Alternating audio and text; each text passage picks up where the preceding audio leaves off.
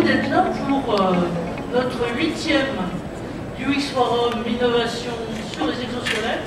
C'est-à-dire qu'on le célèbre, et on le célèbre ici à Préventica, parce qu'en fait les 3 premiers étaient déjà à Préventica. Donc vraiment merci à vous d'être là, c'est bien de pouvoir être en présentiel. On a nos grands intervenants que je vais vous présenter là et plus précisément tout à l'heure. Donc merci à Thomas Daudré-Vigné, qui est directeur des sites logistiques de l'entreprise logistique de Put, d'être là. Alors vous voyez, pour faire parfaite parité, donc Anaïs Chorel représente Japet Médical, mais comme on lui demandera de parler en logique utilisateur, elle nous parlera plutôt de ce qui est le secteur de la santé. Et puis Lionel Giovanelli, qui est Monsieur Gourou exosquelette à SNCF. Donc merci à vous et merci à vous d'être là.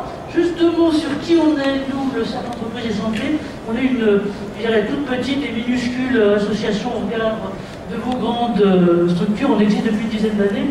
C'est une association qui a la finalité de bien commun santé, si on peut dire, et bien commun santé-travail, qui fonctionne, je dirais, dans sa mesure, la triangulation, innovation et impact santé-travail, avec 2 missions. D'une part, en interne, avec nos membres, c'est une mission prospective d'éclairer l'avenir, et on se réunit tous les mois. Et puis, comme on l'est aujourd'hui, avec des partenaires en rayonnement et en réseau, c'est sur ces questions d'innovation, santé-travail, de contribuer à éclairer, de faire le point sur les avancées, et de contribuer à éclairer avec un certain nombre de partenaires. Je dirais notre partenaire historique qui était la INF, qui nous a aidé à monter ce cercle il y a maintenant un peu plus d'une dizaine d'années, et puis d'autres, l'IAS dont je suis noblement vice-président, c'est l'Institut international d'audit social, qui rassemble à la fois des académiques et des praticiens sur le domaine des RH au sens large, Préventica bien sûr, et sur toutes les ce qui est nouvelles techno. Vous voyez là, le Health Data Hub, le CNAM, le CHU de Nantes, et un certain nombre d'autres organismes, comme par exemple notamment les SEC, et la chaire innovation managériale de l'ESSEC. Et puis on vient de démarrer aussi avec le Maroc. Donc voilà ce qu'il en est. Nos grands principes et notre vocation, c'est autour de santé bien commun. C'est vraiment cette triangulation innovation, santé-travail, avec les UX Forums qu'on a commencé à développer. Donc ici, l'idée étant, encore une fois, UX, c'est d'ailleurs parole d'abord aux utilisateurs, aux entreprises utilisatrices, aux structures utilisatrices de ces innovations, et forum, parce que finalement il n'y a pas une vérité révélée, les choses bougent énormément. Et donc parmi vous, je pense qu'il y a aussi d'autres concepteurs et développeurs de solutions, soit de solutions exosquelettes, soit de solutions qui viennent se greffer et notamment évaluer et positionner les exosquelettes, et à qui on donnera la parole tout à l'heure. Voilà, donc, je vous ai présenté nos grands intervenants. Merci à eux d'être là.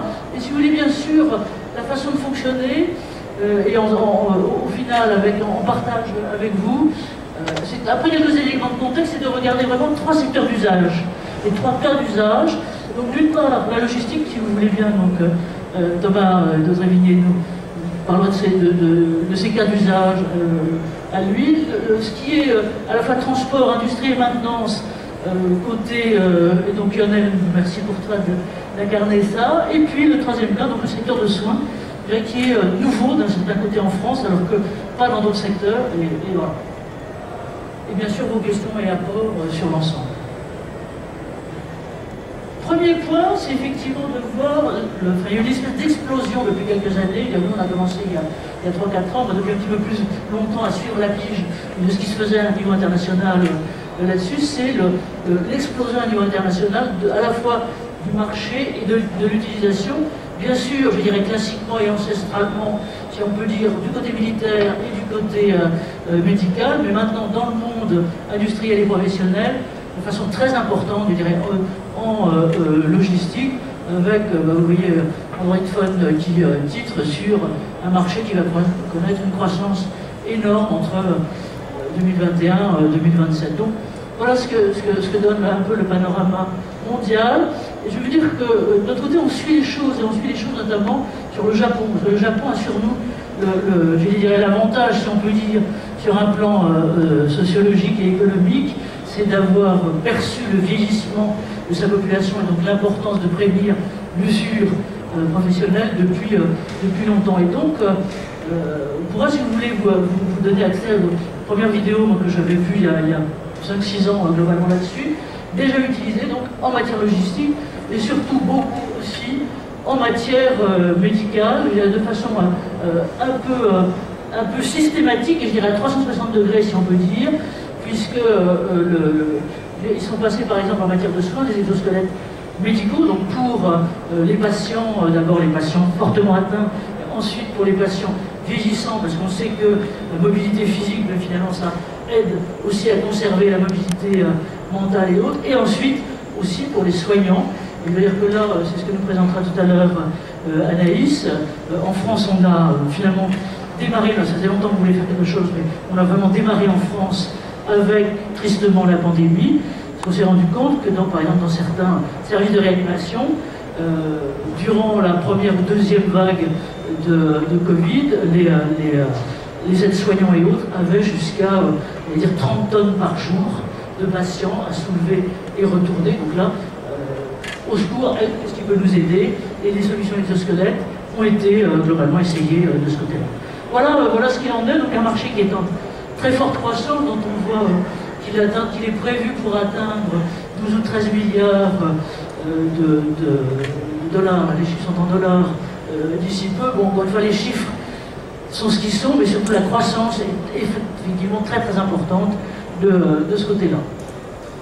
Ce que je vous suggère aussi, c'est si la question vous intéresse, parce qu'on ne va pas prendre la partie d'expertise, mais plutôt la partie d'usage d'abord, c'est d'aller voir et de vous jeter sur les publications de l'INRS et d'autres pour regarder tout ce que sont les vigilances d'usage en matière de sécurité. Voilà.